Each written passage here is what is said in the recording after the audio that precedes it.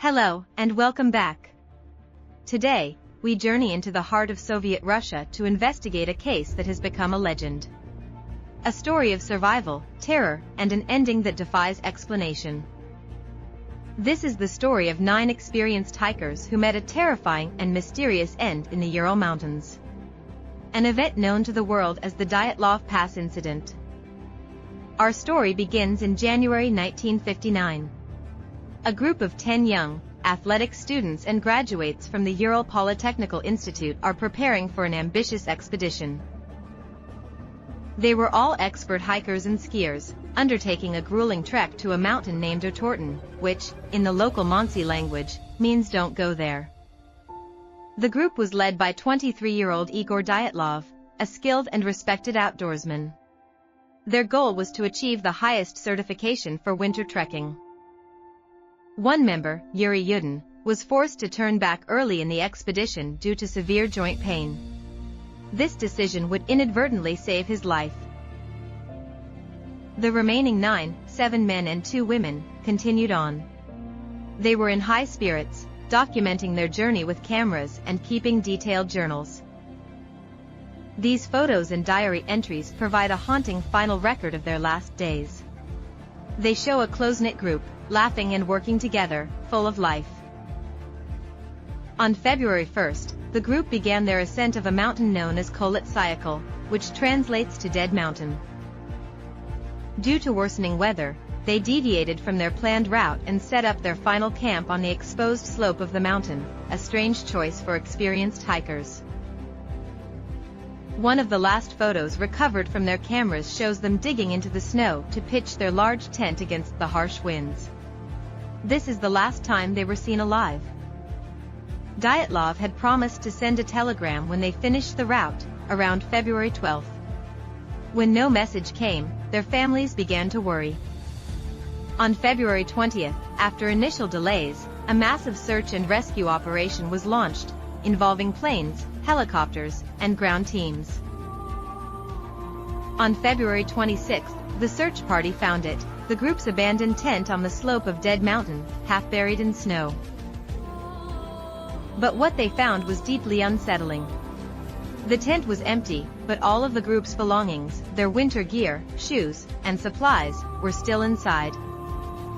Most bizarrely, the tent had been sliced open with a knife, but from the inside. It was clear the hikers had fled in a sudden panic, cutting their way out. A set of footprints led away from the tent, downhill towards a nearby forest. The prints showed the hikers were either barefoot, wearing only socks, or in a single boot. Why would 9 experienced hikers flee the safety of their tent into the deadly, sub-zero wilderness without their shoes or coats? It made no sense. Following the tracks, the searchers made their first grim discovery. Under a large cedar tree, nearly a mile from the tent, they found the remains of a small fire. Nearby were the first 2 bodies, Yuri Krivonischenko and Yuri Doroshenko. They were stripped down to their underwear and badly burned. They had clearly died of hypothermia. A few hundred yards away, between the tree and the tent, 3 more bodies were found, Igor Dyatlov, Zina Kolmogorova, and Rustam Slobodin. Their positions suggested they had been desperately trying to return to the relative safety of the tent. They, too, had died of hypothermia. But there was still no sign of the remaining 4 hikers. For the next 2 months, the search continued as the snow began to melt. Then, on May 4th, the final 4 bodies were discovered buried under 15 feet of snow in a ravine, about 75 meters from the cedar tree. And this is where the mystery deepens into horror. These 4 hikers had suffered catastrophic, violent injuries. Nicholas Thibault-Brignoles had a crushed skull. Lyudmila Dubinina and Semyon Zolotaryov had multiple, major chest fractures. A doctor at the scene compared the force required to cause such injuries to being hit by a car. Yet, bizarrely, there were no external wounds on the bodies. Most chillingly of all, Lyudmila Dubinina was found to be missing her tongue, eyes, and part of her lip. The cause of this was never determined. The Soviet authorities launched a full criminal investigation. They quickly ruled out an attack by the local Mansi people, as the hikers' injuries were inconsistent with a human assault. After 3 months, the investigation was abruptly closed. The final report was classified. The official cause of death was deemed to be a compelling natural force. What could this force have been? For over 60 years, this cryptic conclusion has fueled countless theories, from the scientific to the paranormal. The most widely accepted scientific theory is that a slab avalanche forced the hikers to flee their tent in panic. This could explain the tent being cut from the inside. However, investigators found no signs of an avalanche. The slope wasn't steep enough, and the tent was only partially covered. Furthermore, it doesn't explain the traumatic injuries of the final 4. Another popular theory points to a secret Soviet military test gone wrong. Some speculate a parachute mine or concussion weapon could have caused the internal injuries. This theory is supported by sightings from another hiking group and locals, who reported seeing strange, orange spheres floating in the sky on the night of the incident.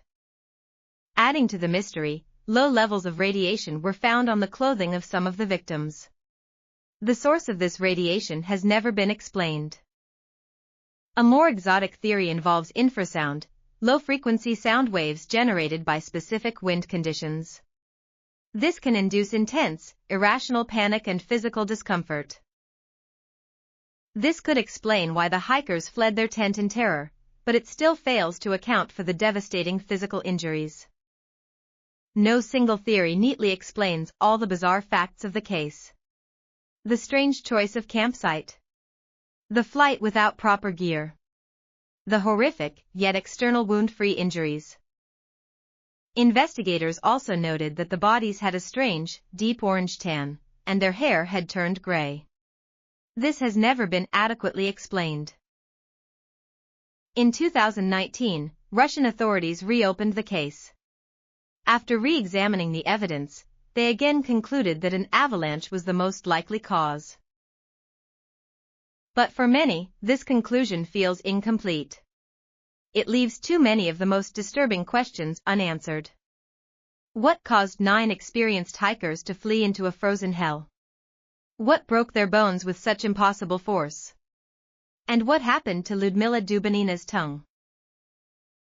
The pass where the incident occurred was later officially named Dyatlov Pass, in memory of Igor Dyatlov and his group. It remains a place of pilgrimage for those fascinated by one of history's most chilling and unsolvable mysteries. The truth of what happened that night on Dead Mountain remains frozen in time, buried under the snows of the Ural Mountains. It is a silent, terrifying testament to the power of the unknown, and a warning that some places in the world hold secrets they will never give up. What compelling natural force killed the Dyatlov group? It is a question that continues to haunt us, more than 60 years later. Thank you for joining us on this investigation. If you found this story compelling, please subscribe for more deep dives into the world's greatest unsolved mysteries.